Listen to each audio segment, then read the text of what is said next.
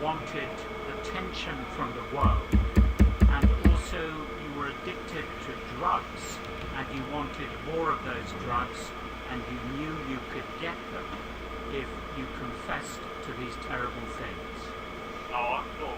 Yeah, that's exactly how it was.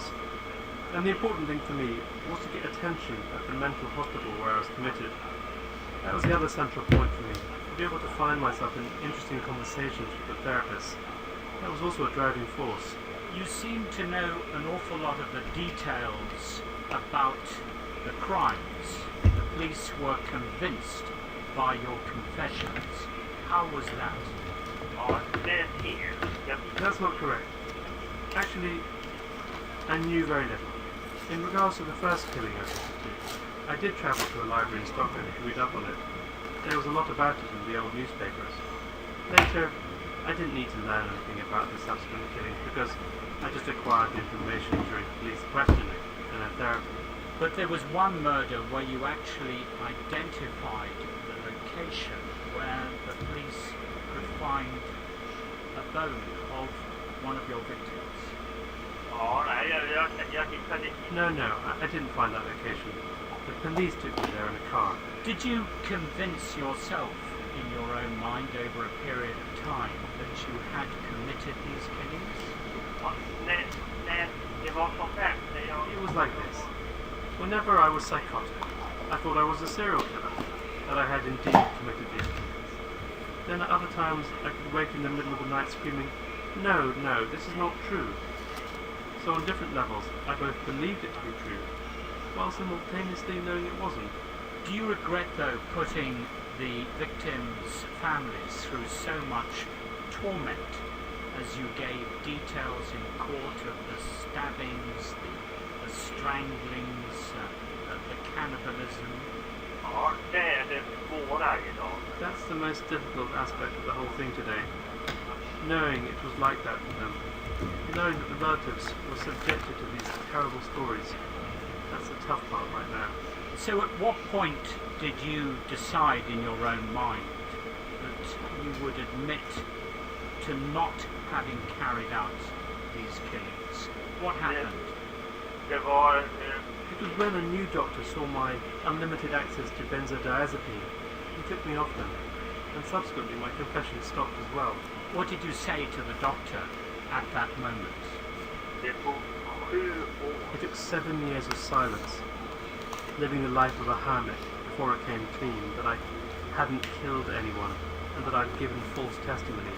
And that was after meeting the journalist Hannes Rastam. So looking back on this time, do you feel that you were mad during those years when you admitted the killings? Yeah, absolutely. I was sick from therapy, and I was sick from the drugs. But you were also sick, were you not, as a result of what had happened to you in your own childhood? No, that was also... In this form of therapy we were doing, the theory was that every killing had an equivalent traumatic incident in my childhood which had triggered these murders. So the childhood stories were a result of the therapy. So in the course of your therapy, when you were confessing to these murders, in a way you were looking back to your own childhood and seeing yourself as a victim and looking in the world for victims. Yeah, that's exactly how it was. This happened at the same time, during therapy. Stories of terrible childhood events and stories about murders. And this was all weaved together in my mind. But before you started this therapy, you were already in a psychiatric hospital. So somebody must have decided that you were not very well in your mind. I've been an abuser for most of my life, of narcotics, amphetamines. That's right, yes. Have you ever killed anyone in your life? Never. But why should the world believe you?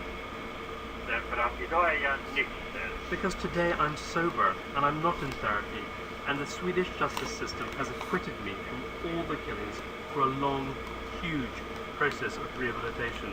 You are free now to leave the psychiatric hospital. When will that be? Within a few months. I can't give an exact date, but within the near future. Would you describe yourself as a well man now? Ja, absolut.